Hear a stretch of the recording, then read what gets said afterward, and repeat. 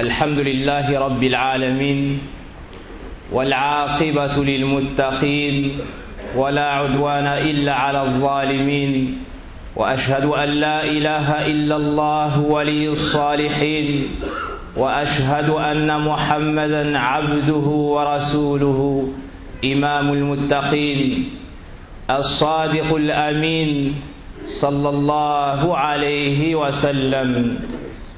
أما بعد، حذر الله عباده من الظلم ونهاهم عن ذلك أشد النهي.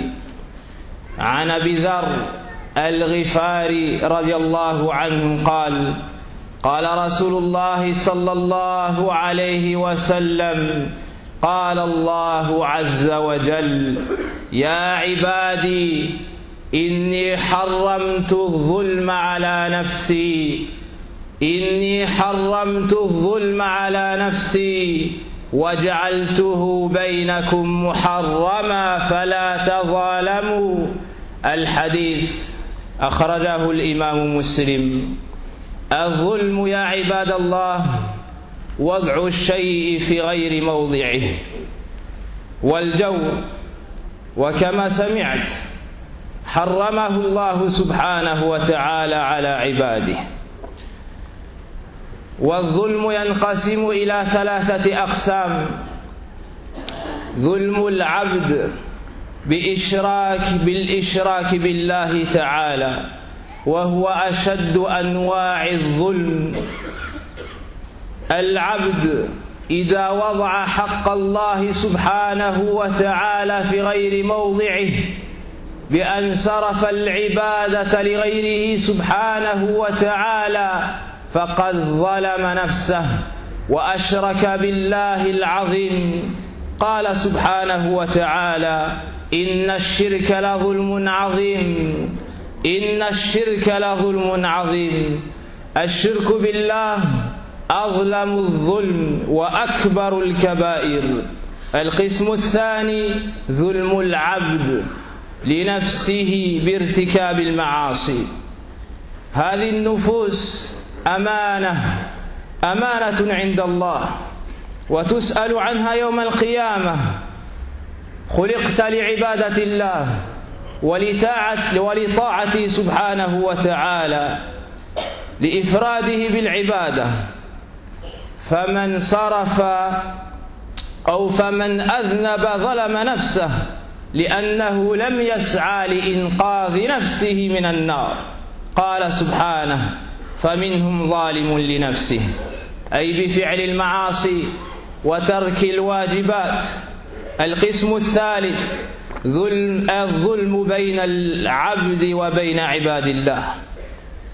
قال الله سبحانه وتعالى: وجزاء سيئة سيئة بمثلها، وجزاء سيئة سيئة بمثلها أو مثلها، فمن عفا وأصلح فأجره على الله إنه لا يحب الظالمين. ومن صور الظلم ظلم العباد بعضهم بعضا، السحر والتفريق بين الأحبة والتفريق بين المرء وزوجه وإفساد حياة الناس بالسحر، وهذا كفر بالله العظيم والعياذ بالله. ومنه ظلم العباد في دينهم والغش وإفساد أديانهم، كفعل دعاة الباطل بصرف الناس عن منهج النبوة. من ظلم الناس بعضهم بعضا ظلم الناس بالألسن كالغيبة والنميمة، يفرق بين الناس ويمشي بين الناس ليفسد بينهم ولينشر البغضاء بينهم. قال فيهم النبي صلى الله عليه وسلم: لا يدخل الجنة النمام متفق عليه من حديث حذيفة رضي الله عنه. ومن الظلم السباب وشهادة الزور وقذف المحسنات المؤمنات. ومن أنواع الظلم باليد السرقة. عن أبي هريرة رضي الله عنه أن النبي صلى الله عليه وسلم قال: لعن الله السارق، رواه البخاري ومسلم. ومن أنواع الظلم الغش والخيانة كفعل المنافقين. ومن أنواع الظلم عدم العدل بين الأولاد. ومن أنواع الظلم الذي يقع بين الزوجين بمنع حق الغير، أو ظلم أم الزوج لزوجته بالتنقصها أو الطعن فيها وعدم إكرامها. عباد الله، عاقبة الظلم سيئة، عاقبة الظلم وخيمة، وآثارها شديدة أليمة في الدنيا والآخرة، والنصوص كثيرة في ذلك. صاحب الظلم يهلكه الله سبحانه وتعالى. قال ربنا في كتاب الكريم: تلك القرى أهلكناهم لما ظلموا وجعلنا لمهلكهم موعدا. الظلم لا يحبه الله، الظالم لا يحبه الله. قال سبحانه: والله لا يحب الظالمين. وعن أبي موسى رضي الله عنه قال النبي صلى الله عليه وسلم: إن الله لا يملي للظالم حتى إذا أخذه لم يفلته. ثم تلا: وكذلك أخذ ربك إذا أخذ القرى وهي ظالمة إن أخذه أليم شديد. رواه البخاري ومسلم. الله يدعونا، ربنا سبحانه وتعالى يدعونا في كتاب الكريم إلى تدبر عاقبة الظالم. قال سبحانه: فانظر كيف كان عاقبة الظالمين. ماذا حصل لفرعون؟ الغرق. ماذا حصل لقارون؟ خسف به الأرض. عباد الله، اتقوا الله سبحانه واتقوا الظلم. فقد قال الرسول صلى الله عليه وسلم كما خرجه الإمام البخاري ومسلم من حديث ابن عمر رضي الله عنهما: الظلم ظلمات يوم القيامة. الظلم ظلمات يوم القيامة. الظالم لا يطمئن في الدنيا ولا يرتاح في الآخرة، وغالبا يختم له بالسوء. يوم القيامة الظالم يفضحه الله. قال النبي صلى الله عليه وسلم: الذي يأخذ حق الغير بغير حق يأتي يحمله يوم القيامة. متفق عليه من حديث أبي سعيد. بعض الناس يظنون عن أنفسهم أنهم هم الأذكياء لأنهم ظلموا الغير ومكروا. هم متسترون، فالله سيفضحهم يوم القيامة على رؤوس الخلائق. فكر في الناس ونسي العزيز الجبار. في الدنيا قد تختفي عن الناس وتتستر عنهم، لكن يوم القيامة أين المفر؟ ستقف بين يدي الله سبحانه وتعالى الذي علم كل شيء سبحانه وتعالى، وهو العليم الخبير. يا من سرق، يا من ضرب الضعفاء، يا من يبيع المحرمات كالخمور والدخان والمخدرات، أنت الظالم لنفسك ولغيرك، وستقف غدا عند الله سبحانه وتعالى بين يديه. ومن سوء عاقبة الظالم كثرة الشهود عليه يوم القيامة. الأرض يشهد عليه، يومئذ تحدث أخبارها أركانه أعضاؤه فخذه يده تشهد عليه. قال الرسول صلى الله عليه وسلم: يقول الظالم يوم القيامة: يا رب ألم تجرني من الظلم؟ فيقول: بلى. فيقول العبد: يا ربي لا أقبل إلا شاهدا من نفسي. فيقول الله: كفى بنفسك شهيدا وبالكرام الكاتبين شهودا. فيختم على فيه أي على فمه، ثم تؤمر أركانه فتنطق أي تشهد عليه. الجلد يشهد، الجلد جلدك يشهد عليك. قال الله: وقالوا لجلودهم لم شهدتم علينا؟ قالوا أنطقنا الله. فعلينا يا عباد الله أن نتقي عاقبة الظلم، ونسأل الله سبحانه وتعالى أن يغفر لنا ذنوبنا وأن يجعلنا من أهل العدل.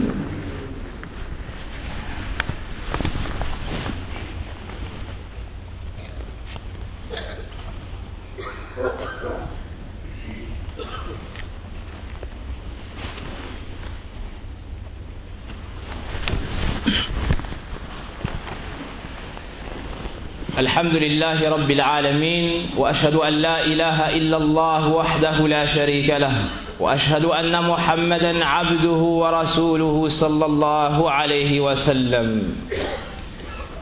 Allah subhanahu wa ta'ala dans son livre nous met en garde contre l'injustice. Tout comme le prophète sallallahu alayhi wa sallam dans la tradition prophétique. Le prophète sallallahu alayhi wa sallam nous dit, Allah nous dit, c'est donc un hadith à thème divin, hadith qudusi: ô mes serviteurs,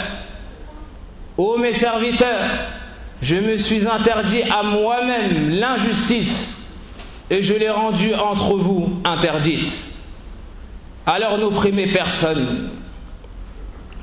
L'injustice consiste à placer une chose où elle ne devrait pas l'être, et à dépasser les limites, et à opprimer les gens. Et comme vous avez entendu dans le premier hadith, c'est interdit dans l'islam.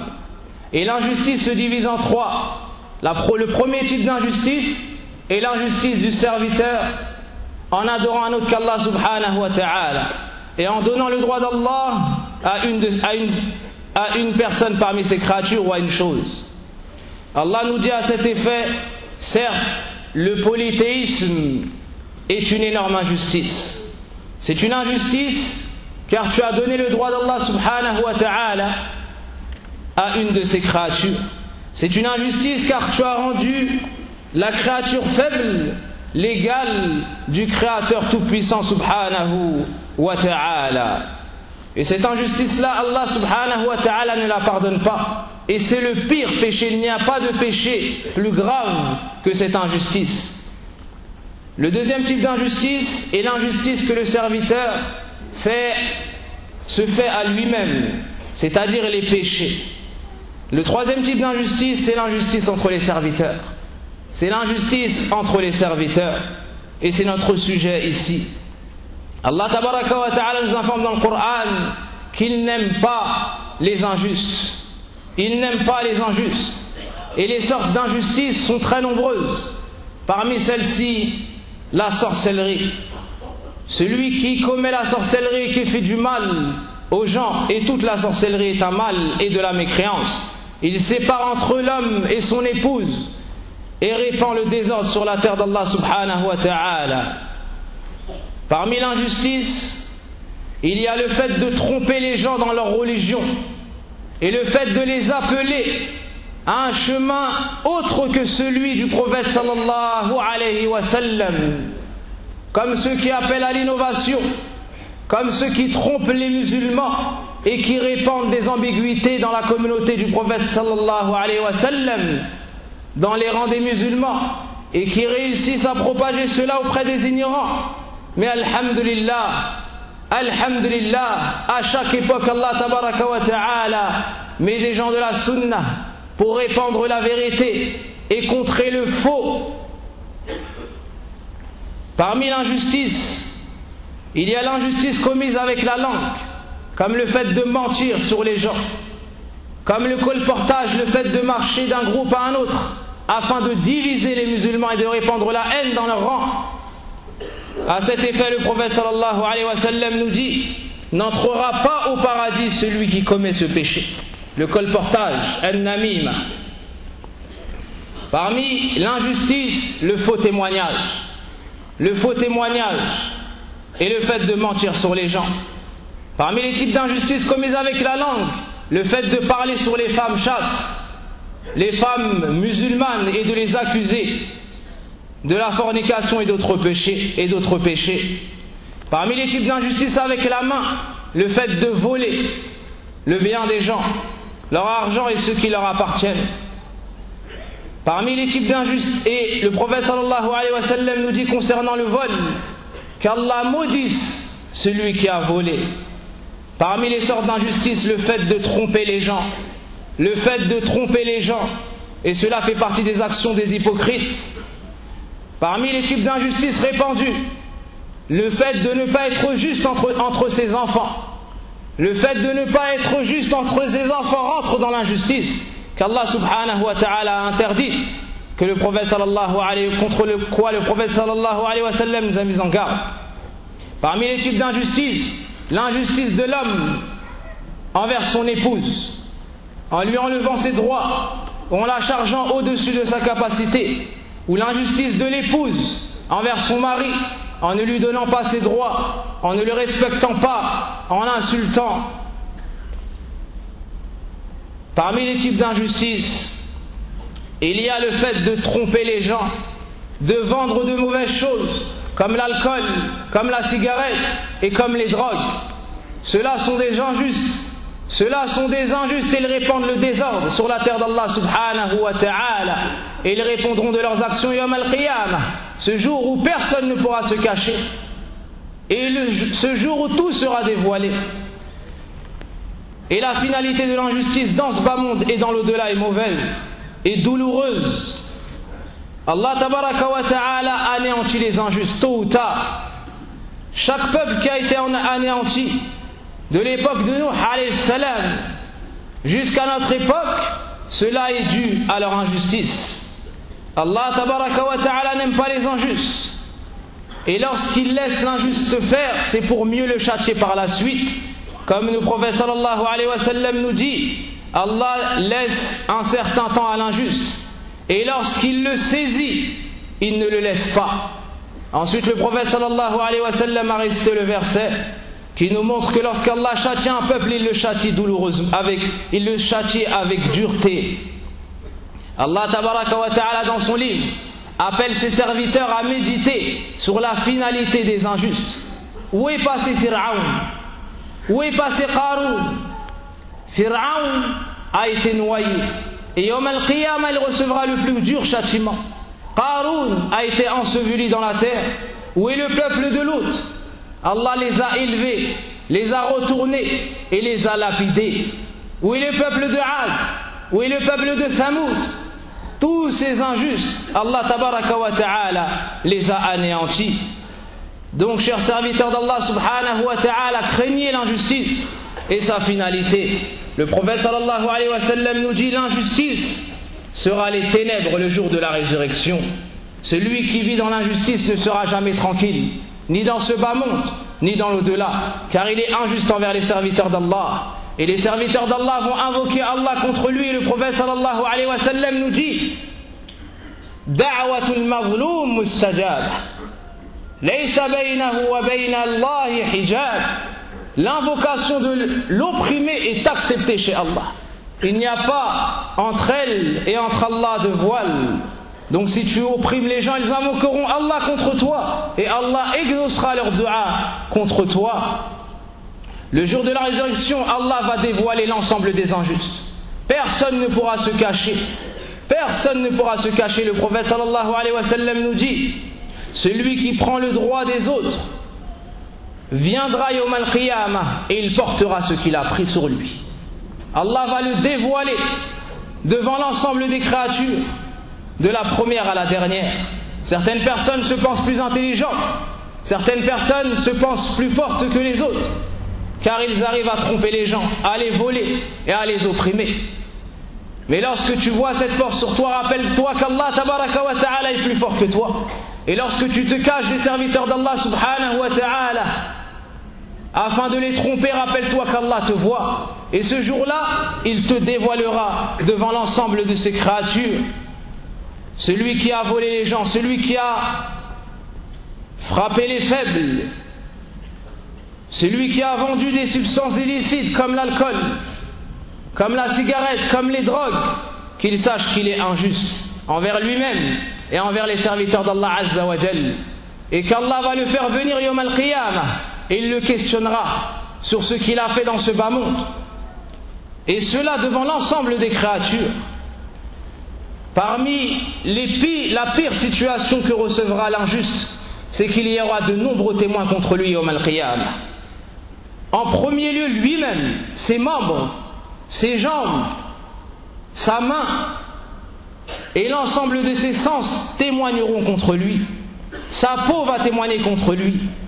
Allah subhanahu wa ta'ala, le prophète sallallahu alayhi wa sallam nous dit que l'injuste va venir Yawm al-Qiyamah, le jour de la résurrection, et il va dire: ô mon Seigneur, ne nous as-tu pas promis de nous mettre à l'abri contre l'injustice? Allah dira: certes. Alors le serviteur dira: moi je n'accepte aucun témoin contre moi si ce n'est moi-même. Allah va lui dire qu'il en soit ainsi, et on va sceller sa bouche, il ne pourra plus parler, et on va ordonner à ses membres de s'exprimer, et ses membres vont dire tout ce qu'il a fait dans ce bas monde. Tes mains vont parler, tes jambes vont parler, tes cuisses vont parler, tout ce que tu as fait sera dévoilé ce jour-là devant l'ensemble des créatures. Ta peau va témoigner contre toi, comme Allah nous le dit dans le Coran. Tout cela pourquoi? Car tu as été injuste envers les serviteurs d'Allah subhanahu wa ta'ala, en te cachant des créatures, et tu as oublié le Créateur. L'injuste sera le plus gros perdant le jour de la résurrection. Allah nous dit dans son livre: وَعَنَتِ الْوُجُوهُ لِلْحَيِّ الْقَيُّومِ وَقَدْ خَابَ مَنْ حَمَلَ ظُلْمًا. Et les visages seront humiliés devant le vivant, Al-Qayyum, celui qui subsiste par lui-même, et celui sans qui personne ne peut subsister, et sera perdant celui qui portera une injustice. Ce jour-là, tu ne pourras pas t'excuser. Ce jour-là, tu ne pourras plus demander pardon. C'est dans ce bas monde que tu dois te repentir, avant que la mort ne se présente à toi. Et Yawm al-Qiyamah, tu vas rendre tout ce que tu as pris, mais il n'y aura plus d'argent. Il n'y aura plus d'argent. Les gens vont venir voir l'injuste et ils vont dire: Ya Allah, un tel m'a opprimé. Alors Allah va lui dire: prends-lui de ses hasanat, sers-toi de ses hasanat. Ensuite le deuxième serviteur va venir: Ya Allah, un tel m'a opprimé. Allah lui dira: prends-lui de ses hasanat. Cet homme, lorsqu'il a vu ses hasanat, pensait qu'il allait réussir et rentrer au paradis, et il ne lui restera plus de hasanat. Alors Allah va dire: donnez-lui de vos péchés. Et ils vont venir et ils vont lui déposer leurs péchés, jusqu'à ce qu'il tombe en enfer, wal-'iyadhu billah. Voici la destination de l'injuste. Voici la rétribution de celui qui a opprimé les serviteurs d'Allah subhanahu wa ta'ala. يوم لا ينفع الظالمين معذرتهم ولهم اللعنة ولهم سوء الدار. Allah nous dit: ce jour-là ne sera pas profitable l'excuse de l'injuste, et il aura la malédiction et la mauvaise demeure. Celui qui a commis des crimes sur ce bas monde, écoutez ce hadith.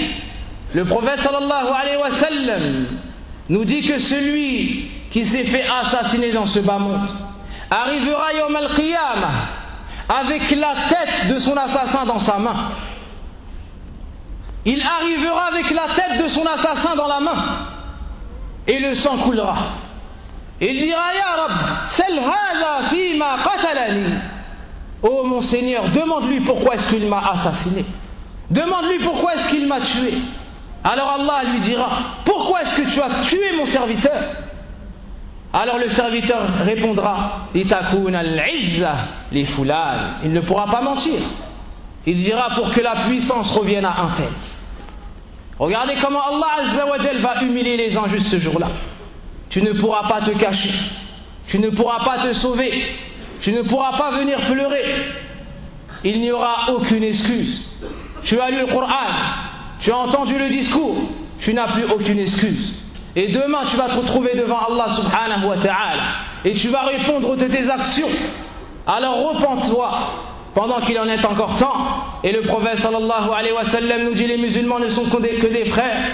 Il a interdit la jalousie, il a interdit le fait de se tourner le dos, il nous a interdit l'injustice. Et il a fini en disant: innamal mu'minuna ikhwah, les croyants ne sont que des frères.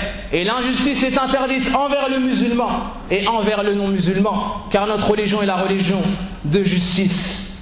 Notre religion est la religion de justice. Et celui qui trompe les gens dans ce bas monde et qui se cache et qui triche, il ne pourra pas se cacher Yawm al-Qiyamah, car le juge ne sera pas les gens. Le juge sera Allah Azza wa Jal. Et Allah sait tout ce que tu as dit, tout ce que tu as fait et tous les gens que tu auras égarés dans ce bas monde. نسأل الله سبحانه وتعالى أن يحفظنا من كل سوء ومكروه. اللهم صل وسلم على المبعوث رحمة للعالمين محمد بن عبد الله الصادق الأمين. اللهم ارض عن الصحابة الطيبين الطاهرين أبي بكر عمر عثمان وعلي وسائر أصحاب الكرام أصحاب النبي صلى الله عليه وسلم. اللهم أعز الإسلام والمسلمين وأذل الشرك والمشركين. اللهم انصر إخواننا المظلومين في كل مكان في سوريا وسائر بلاد المسلمين والحمد لله رب العالمين.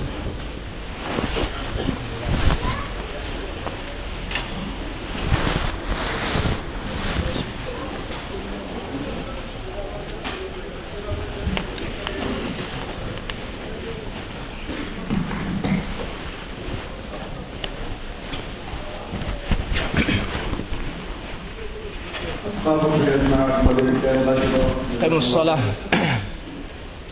الله أكبر الله أكبر أشهد أن لا إله إلا الله أشهد أن محمدا رسول الله. حي على الصلاة حي على الفلاح قد قامت الصلاة قد قامت الصلاة.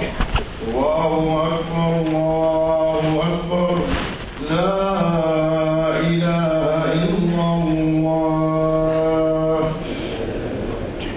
استووا تراصوا سدوا الخلل وقاربوا بين الصفوف وهادوا بين المناكب والأقدام. تموا الصف الأول فالأول وما كان من نقص فليكن في الصف الأخير. تراصوا resserrez les rangs.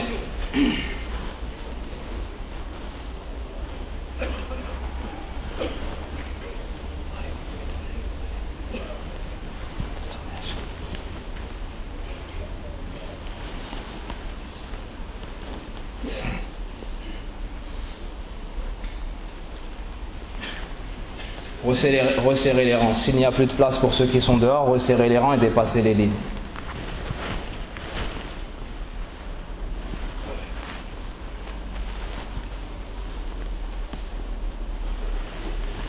استووا. الله أكبر.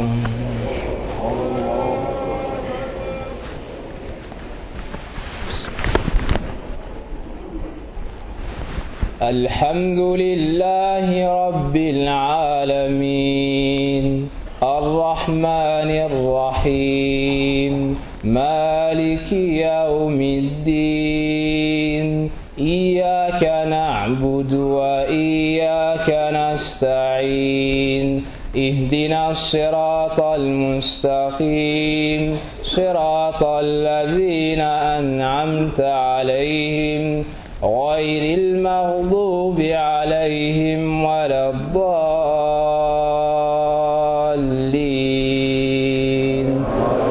آمين.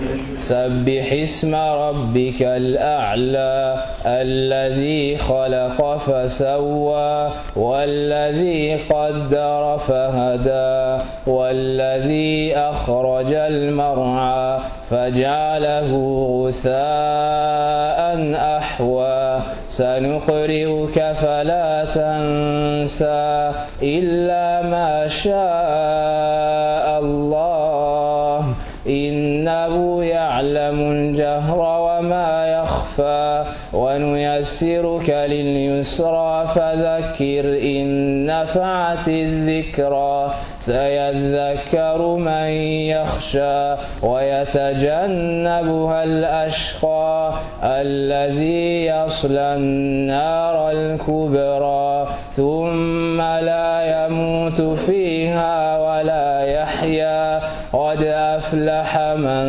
تزكى وذكر اسم ربه فصلى بل تؤثرون الحياة الدنيا والآخرة خير وأبقى إن هذا لفي الصحف الأولى صحف إبراهيم وموسى. الله أكبر.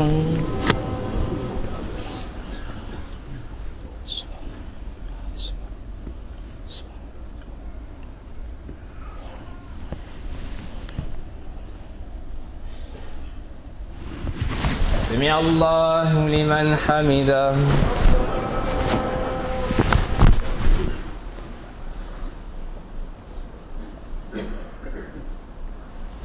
الله أكبر.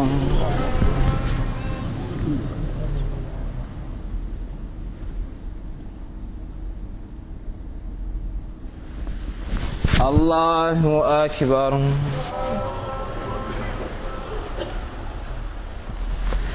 الله أكبر.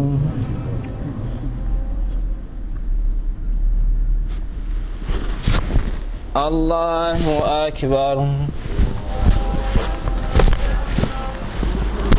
الحمد لله رب العالمين الرحمن الرحيم مالك يوم الدين إياك نعبد وإياك نستعين اهدنا الصراط المستقيم صراط الذين أنعمت عليهم غير المغضوب عليهم ولا الضالين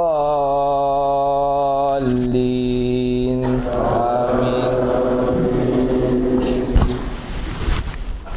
إذا جاء نصر الله والفتح ورأيت الناس يدخلون في دين الله أفواجا فسبح بحمد ربك واستغفره إنه كان توابا. الله أكبر.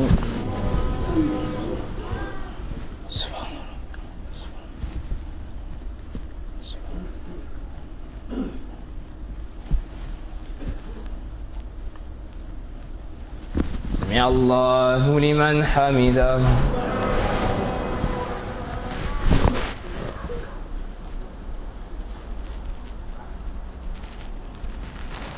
الله أكبر.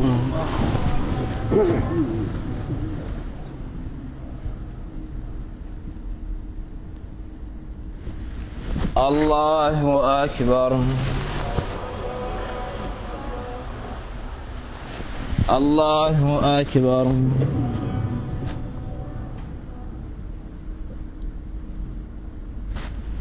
الله أكبر.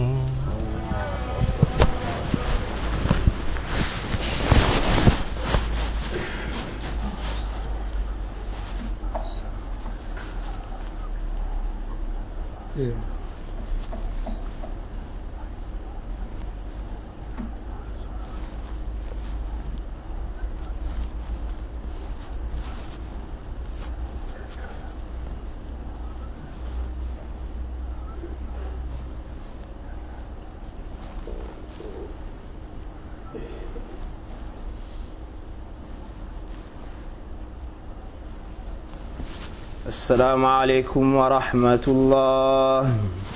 السلام عليكم ورحمة الله.